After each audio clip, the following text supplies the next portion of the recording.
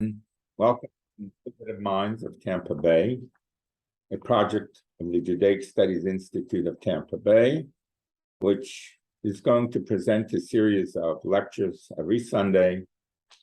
It will be on Zoom as well as in person at the Brian Lazer JCC on Howard Avenue.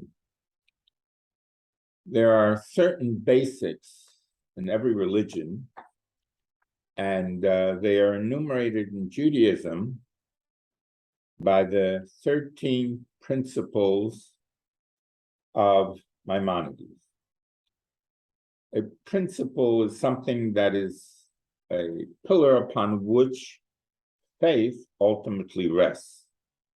For God is everywhere, and God is the source of all and has created all, but he hid his presence in order for us humans to be able to research, utilize our intellect, and be able to go ahead and then ascertain for ourselves that there is a creator to the universe. The reality is, scientifically, there has to be a creator to anything that is complex. And the universe being so complex, with so many billions, if not trillions, of parts and letters in the genome in it, that mathematically it would be impossible for it to happen just by chance. If you give the belief or the number that the universe is 8 billion, or every few years it's 20 billion, cut back a few billion years, mathematically it would be impossible for it to have happened by chance. My name is Rabbi Lazer Rivkin. I'm the regional director of Chabad and of the Young Israels, and I've been here for the last 47 years as the Jewish chaplain at the University of South Florida. So the 13 principles start with a concept that ani mamin, I believe. Why do you believe? I need to know. The answer is because as we study something, it takes a while for us to go from the level of a hint or a I'm convinced level to ultimately knowing level or believing it. So the 13 principles start with the words of ani mamin, I believe, b'emunah shlema, completely. I'm steadfast in my absolute belief that the creator, there has to be a creator, blessed is his name, and God doesn't really have any particular names. God has many names that describe his functioning through those names. In other words, we as humans need to be able to relate to something that describes what is happening. So in the beginning portions of Genesis, where the Bible speaks about the creation of the universe, of the world, it uses the name of God known as Elohim.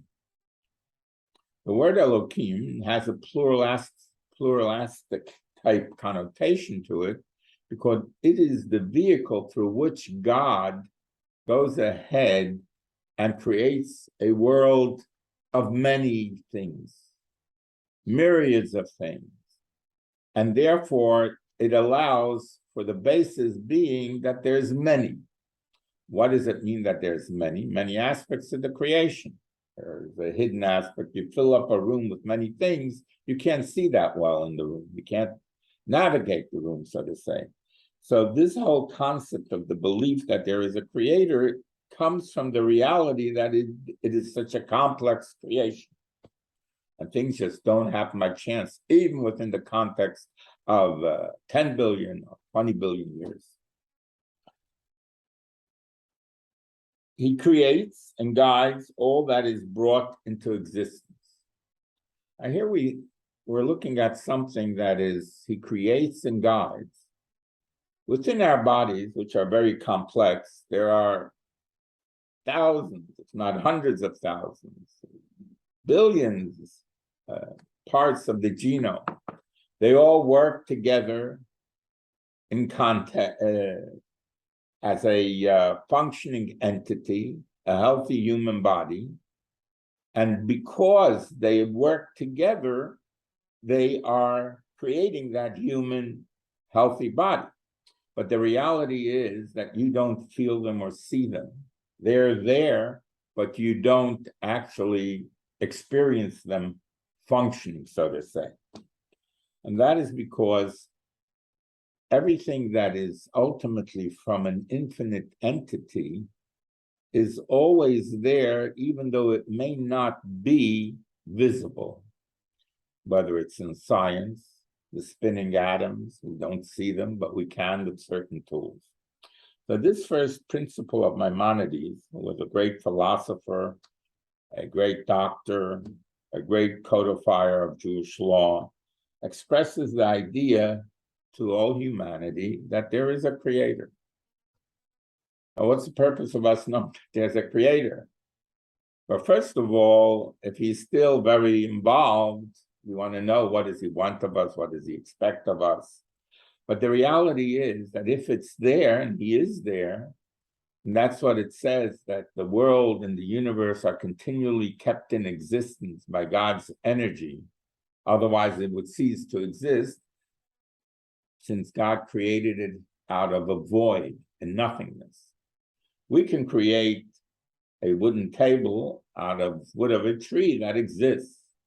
But if all of creation and all aspects of the physical and finite universe did not exist and just came out of the clear blue by the energy of God, so to say, it must have that energy continually giving it its existence. Otherwise, if you pull the plug, it ceases. Same with a light. So we come to this understanding of how do we know that God exists then? And that he sort of oversees what is happening to us and is still, you could say, part of the equation. God is neither he nor she. God is both. There are no restrictions to God. There is an entity called God, which is the source of all. And God speaks to us in terminology that we, finite human beings, can comprehend and relate to.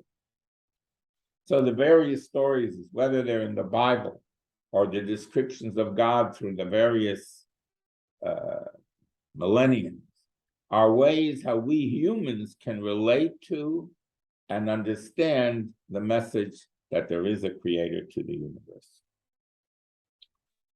So, how come he then allows all these terrible tragedies to happen? He's there and he's in charge, right? But the answer is quite simple to that. God wanted us humans to have free choice. Free choice in choosing either good or the opposite of good. So he gave us that playing field called the universe, and in a sense hid himself, because otherwise there wouldn't really be free choice if we were continually being made aware of God being everywhere. So we'd all be goody-goodies, so to say. So therefore, he hid himself and created a stage where we humans could explore and find and invent and ultimately be able to realize that there has to be a creator. So therefore, what is then the purpose of all of that? So it's explained in the mystical teachings and writings that God wanted, not that he wanted, has everything, and he was going to manifest the aspect of sovereignty as God, as king.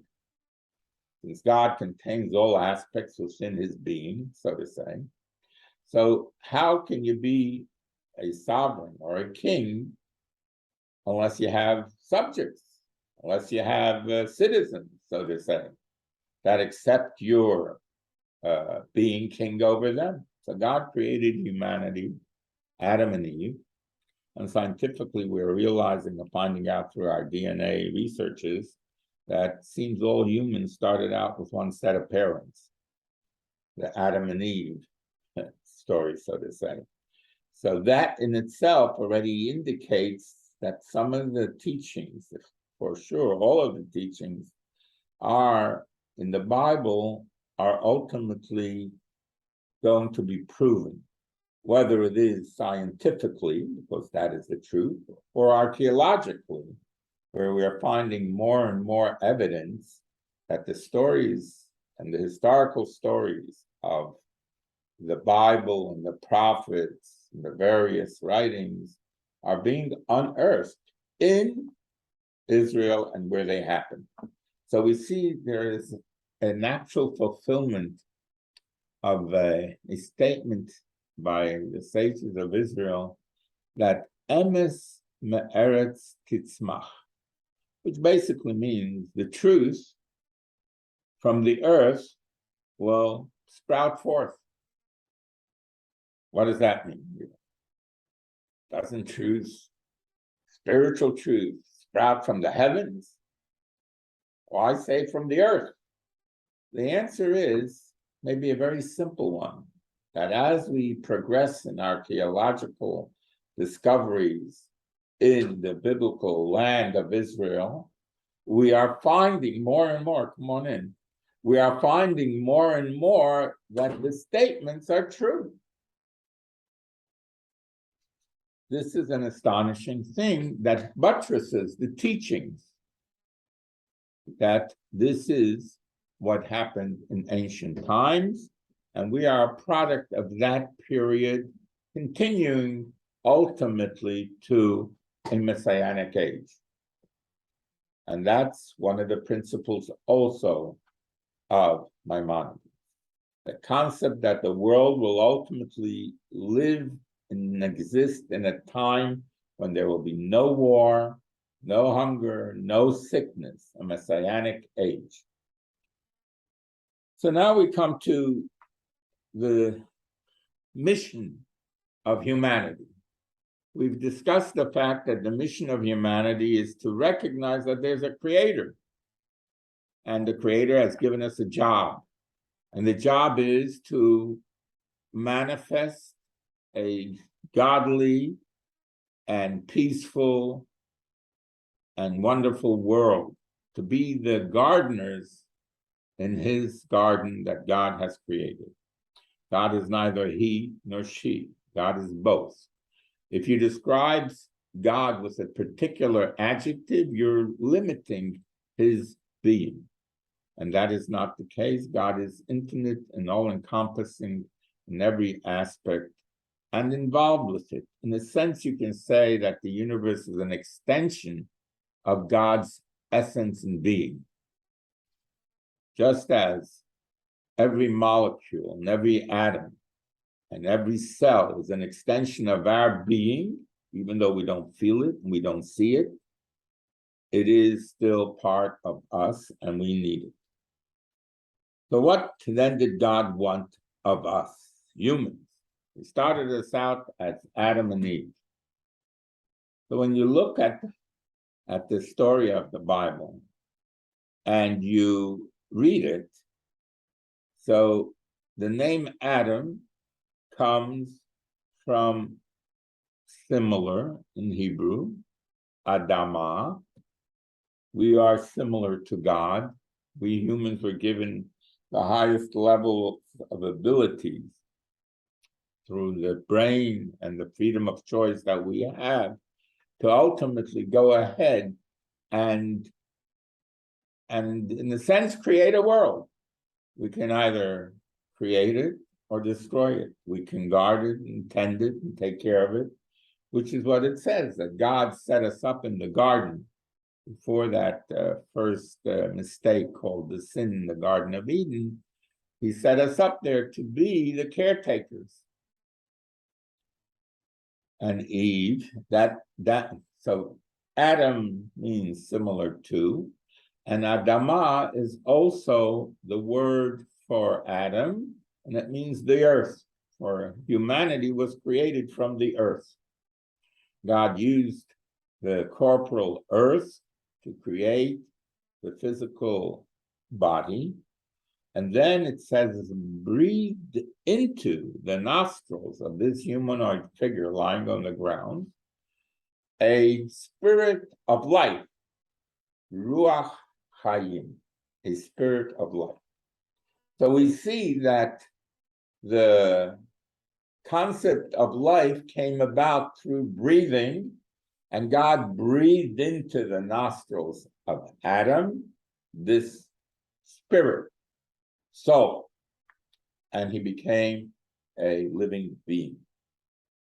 It's interesting to note that when a child is born, it sort of, it breathes in. It breathes in. It's like sometimes after, I've never been in a birthing room, even though we have 10 children, but I stayed out in the hallway. But they sometimes have to give the kid a whack on the tushy, and he goes, and it sort of breathes in, akin to what actually happened when Adam started to breathe and live. What do we see happens when there is the cessation of life? We notice, those that are in medicine, that there's an exhalation that occurs. A physical exhalation occurs as if something is leaving the body. That's just physical. And that is, again, the concept of the soul returning to its maker to go ahead and having completed its journey and its mission. So we come back to the idea of what is the mission of a human being. So of course, the mission of a human being should really be to be creative and create wholeness, unity. For that's the best way for anything to function. In unity, there is strength. When the team works well together, united, it works well. It will win. It's a unified entity, and therefore it will be a very productive entity, a very successful entity. So this principle of knowing that there is a creator is crucial to our knowing and understanding the purpose of the mission of the universe. So God chose humanity, that means all peoples, where we all started out with Adam and Eve, to be the caretakers of his world. And he said, take care of it. I'm not going to interfere. I'm not going to intervene. You can either create a world of health and beauty and unity, or if you disobey the rules by which this universe functions, you will create catastrophes.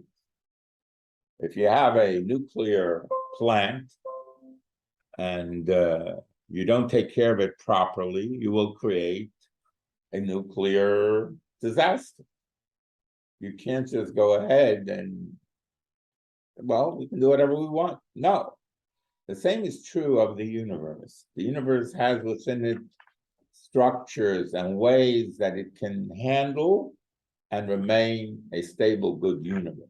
But if we start tampering with it to such a degree that it causes things to become disconnected and out of conformity, you can create a universe that is deteriorating. And ultimately, whether it's a concept of climate change, there's definitely an effect that is occurring as we humans take care of this stage called the universe, the galaxies, for us to function within. We have to be aware of that, and we have to be concerned about it, and to be aware that if we lose the original balance of this universe, we can create terrible things for our survival. But God gave us the 5 books of Moses, as they're known, called the Torah. And throughout history, that mandate, those books have helped spiritualize humanity in one way or another throughout all the religions. If you read carefully the beginning parts of the first of the 5 books of Moses as they're known, you realize that it speaks about all of humanity and that there is a message to all of humanity to recognize that there is a creator and that he expects certain things from us to keep the world in a healthy state. And we're the caretakers. So now that's one of the principles, knowing where you came from, what is expected of you, which is to be kind, concerned, help the poor, the widow, the orphan, be a society that is sensitive to the needs of all of its components and to all others. I'd like to point out here something that is very important to remember. We humans are in charge. God will set the stage, and he will allow us ultimately to choose. But we can choose the good or the bad. In a sense, God is saying, I don't want robotic soldiers, wound up toys. I give you freedom of choice to either create a good, godly world or a physical, corporal, and a selfish world. Me. If we work together, we will create the utopian world. So that is the first of the principles of Maimonides. And going a little bit further into it, historically, Judaism never separated belief from performance because the two are really intertwined. The commandments to believe in God is not stated differently than the commandment to lend money to a fellow in need, or to refrain from eating foods that are harmful to us, that are not, in the vernacular of Judaism, kosher. Kosher means that they are beneficial for you. They are smooth. They're part of your spiritual nourishment as well. I've known many people that follow this, they're not Jewish, but they follow this biblical diet.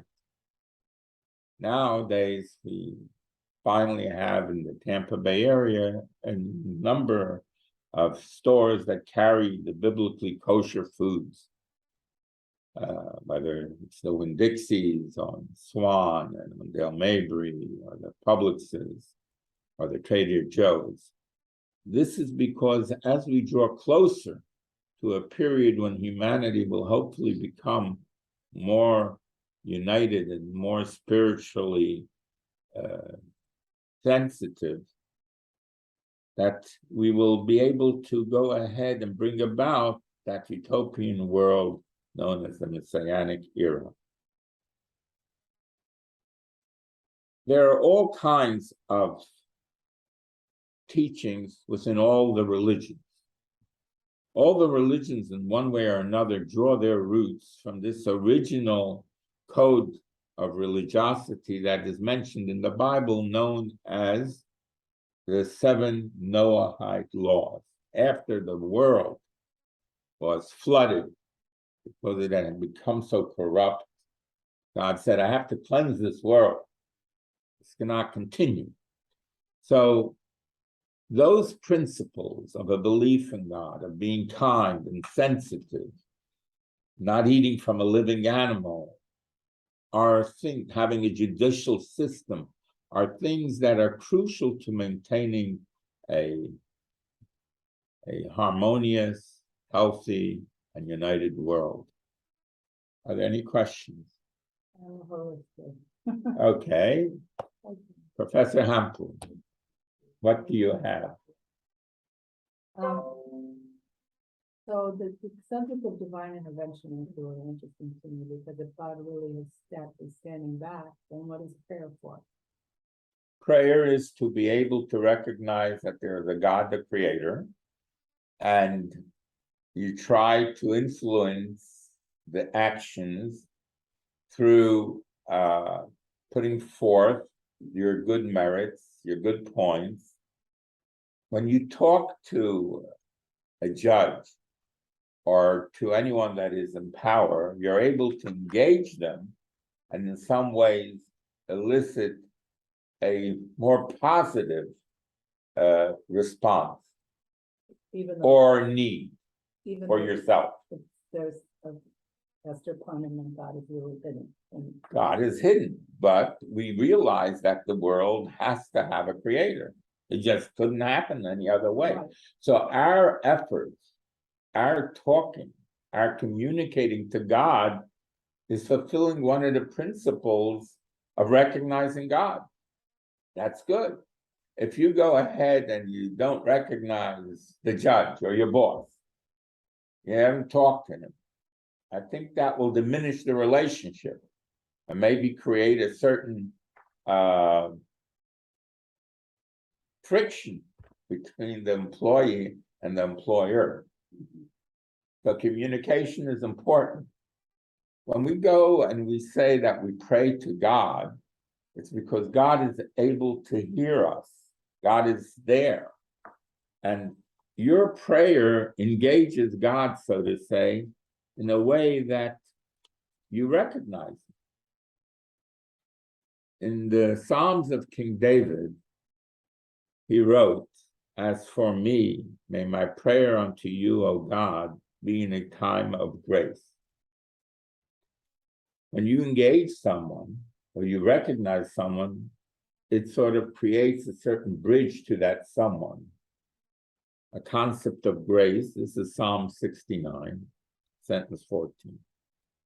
O God, in the abundance of your mercy, which indicates that maybe I have goofed off a little bit and not been as good as I could be. So I'm asking, in a sense, your merciful attribute. Answer me for my need, whether it's this or that. If your kid misbehaves, but then they come and talk to you, and they explain or they express remorse, a parent will respond positively back to them. So talking to God is how we can change sometimes the shortcomings and the consequences that come from our shortcomings. The other question? that was a big one. It's still mixed up in my mind, but that's okay. Because if God doesn't intervene, then he doesn't intervene. He intervenes when he sees the train wreck coming or the car going off the rail, if he or she so chooses. You could ask very explicitly and clearly, where was he at the Holocaust? That's the question. We don't even go to that. No, I'm not afraid to go to that question. No, it's an important question, which is a valid question. You, God, are in charge. So the answer to that question is ensconced in what Judaism teaches us. Life does not end at the end of physical life. Life continues.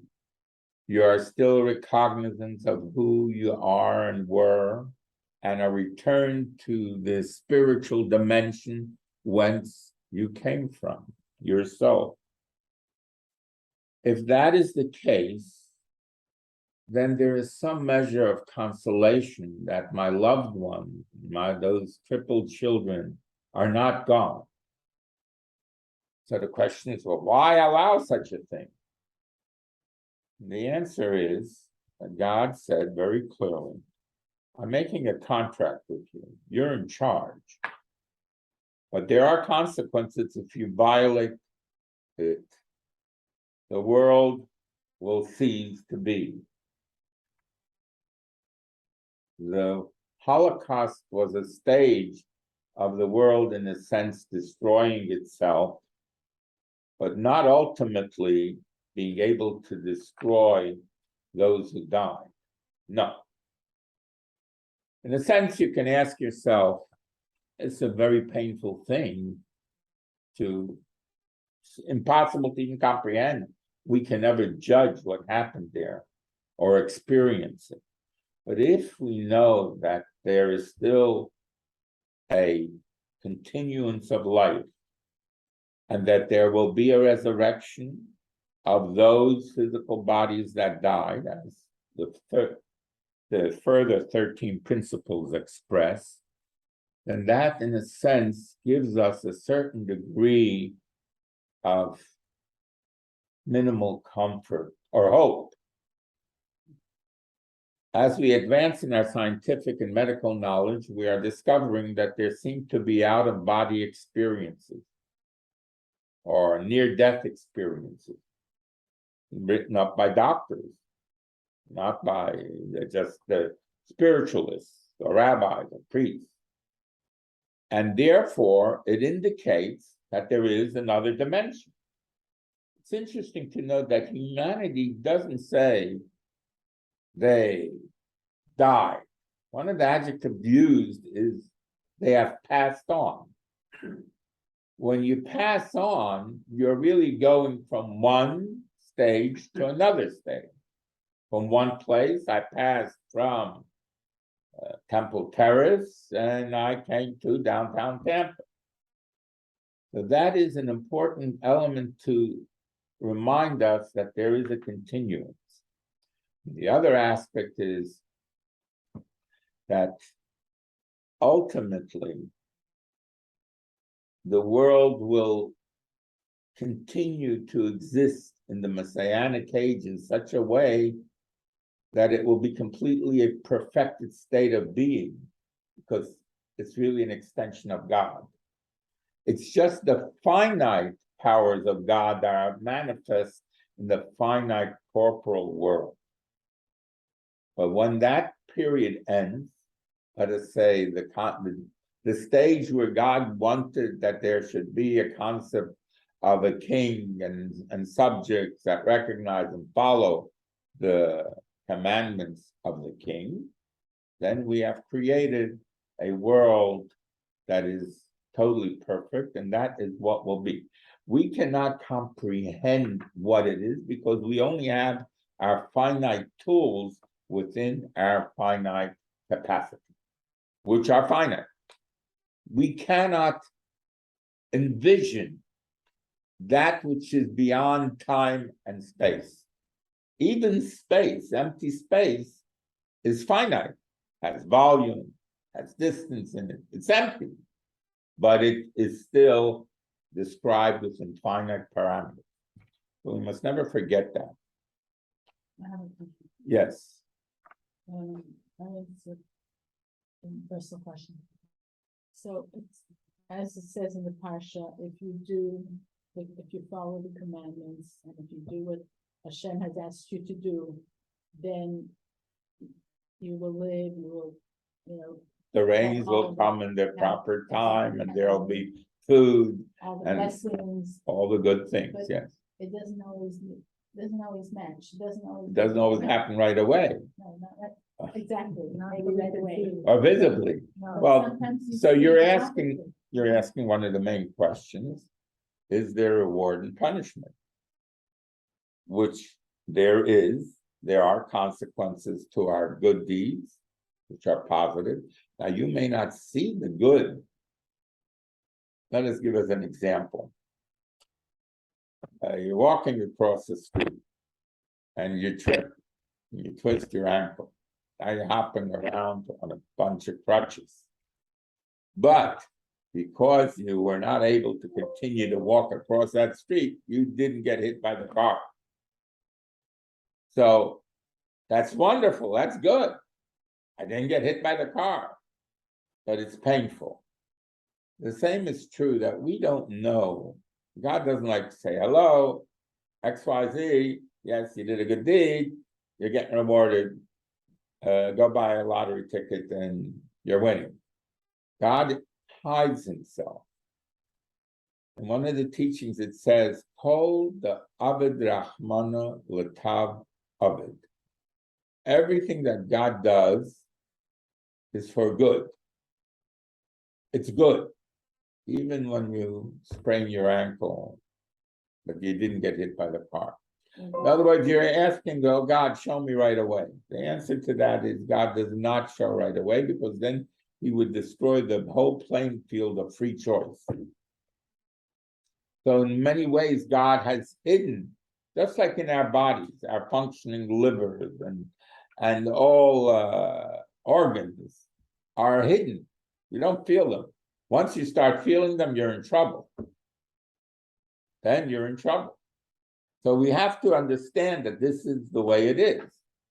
We are in a stage where we have freedom of choice, but ultimately God does not allow us to hopefully pull the plug, so to say, and blow up Chernobyl again. But we are capable of doing that stupidly through our evil tendencies. In Ukraine, there is a plant ready to blow, a nuclear plant. Well, we very, very much hope that it will not blow, and the powers that be come to their senses there, because they're going to blow up themselves as well. But this is the reality of the world that we live in. We are given freedom of choice. God has given us freedom of choice, but God is still intricately involved in a hidden manner. The other thing is just about our own capabilities. I've been trying to do the guide with Lisa, and it's very complex.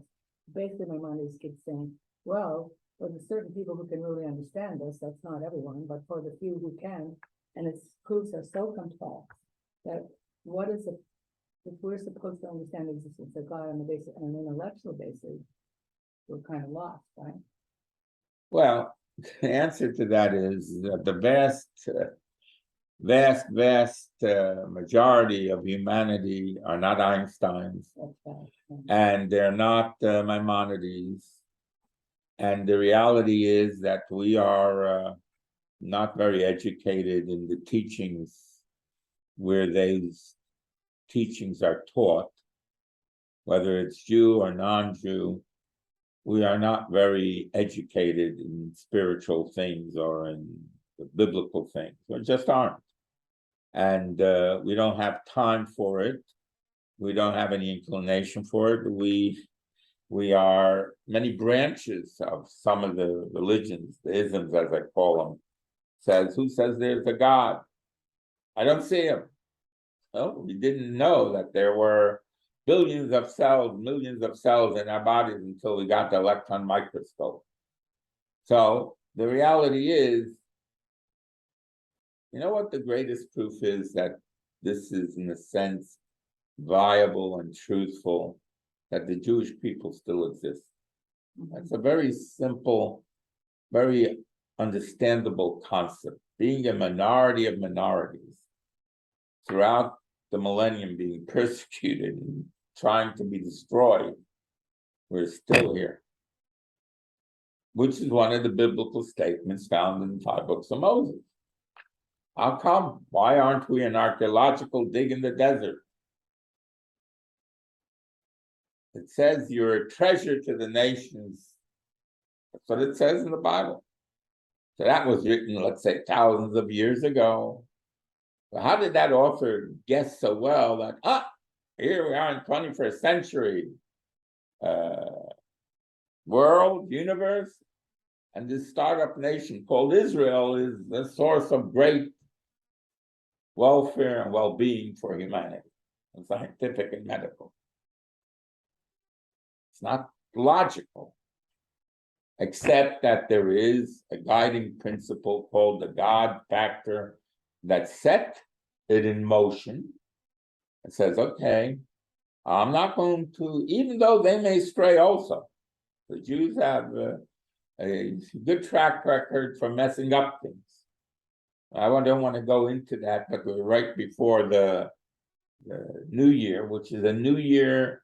It's not called in Judaism a new year. It's called the head of the year, Rosh Hashanah, because the head is responsible and feels all other parts of the body. And therefore, we are responsible if we are, in a sense, to be the head or chosen to be the head. It wasn't that God decided to make you head. You had to choose one of the smallest nations of the world. That's what he said. I don't need power of great legions and armies to get my message across. My message can come across for the small, minuscule people, and I chose one of them. He chose the Jews. Had he chosen the Eskimos, then the Eskimos would have been the Jews, and the Jews would have been the Eskimos. But he chose a small nation, and that small nation has been of great benefit, phenomenal benefit to all of humanity. And that's something that we should be proud of, and we should know about. And I hope that as we will kick off the Burger High program from Sundays also here at the Brian Lazer JCC, we will be able to teach the teenagers and the middle school kids the beauty of their Judaism, their religion, and the great accomplishments of the Jewish people for all of humanity. For we are ultimately our brother's keepers. We are the ones, all of us, that are required to work together and to bring a united and happy world, healthy world. God willing, we will be rid of the messes that we've created with the COVID and all the other stuff. Thank you very much, everyone. You can contact us by going to my Facebook page, Rabbi L. Rivkin, and I hope give an email also. the email is D. Rivkin, RIVKIN 52 at gmail.com. Thank you very much. Have a healthy, a happy week and year to come. Hopefully we will see wonderful good things. It's coming. Thank you. Thank you.